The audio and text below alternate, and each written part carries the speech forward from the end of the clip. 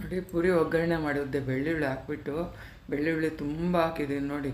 ಈ ಥಂಡಿ ಸೀಸನ್ಗೆ ತುಂಬಾ ಚೆನ್ನಾಗಿರುತ್ತೆ ನೋಡಿ. ಕಡಲೆ ಬೀಜ, ಕಡಲೆಪಪ್ಪು, ಇದಕ್ಕೆ ಬೇಳೆ ಸಹ ಹಾಕಿದ್ದೀನಿ. ಬಾಣಲಿ ಇಟ್ಬಿಟ್ಟು ಎಣ್ಣೆ, ಸಾಸಿವೆ, ಹಿಂಗೂ ಸ್ವಲ್ಪ ಜಾಸ್ತಿನೇ ಹಾಕ್ಕೊಳ್ಳಿ, ಚೆನ್ನಾಗಿರುತ್ತೆ.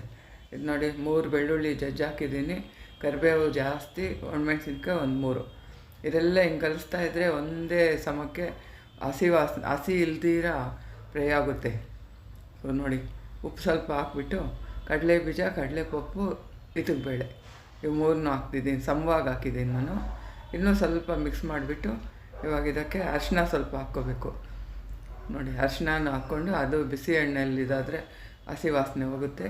ಇನ್ನೊಂದು ಚೂರು ಉಪ್ಪು ಹಾಕ್ಕೊಂಡು ಈ ಸಾಂಬಾರು ಪುಡಿ ಇಲ್ಲ ಸಾರು ಪುಡಿ ಹಾಕಿ ತುಂಬಾ ರುಚಿ ಬರುತ್ತೆ. ಈ ಅಚ್ಕಾರದ ಪುಡಿ ಹಾಕಿದರೆ ಒಂಥರ ಖಾರ ಆಗಿರುತ್ತೆ. ಇವಾಗ 3 ಲೀಟ್ರಷ್ಟು ಪುರಿ ಹಾಕ್ತಾಯಿದ್ದೀನಿ. 2 ಸೋಟು ಎತ್ಕೊಂಡು ಹಿಂಗೆ ಮಿಕ್ಸ್ ಮಾಡಿ ಚೆಲ್ಲೋಗ್ದಿರಾನು ಇರುತ್ತೆ. ಚೆನ್ನಾಗಿ ಕಲಿಸ್ಬಿಟ್ಟು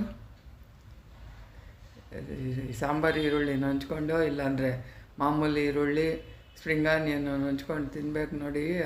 ಅಷ್ಟು ಚೆನ್ನಾಗಿರುತ್ತೆ, ತುಂಬಾ ರುಚಿಯಾಗಿರುತ್ತೆ. ಮಾಡ್ಕೊಂಡು ನೋಡಿ. ಈ ಥರ ನೀವು ಯಾರನ್ನ ಮಾಡೋದಾದರೆ ನಾವು ಮಾಡ್ತೀವಿ ಅಂತ ಕಮೆಂಟಲ್ಲಿ ತಿಳಿಸಿ.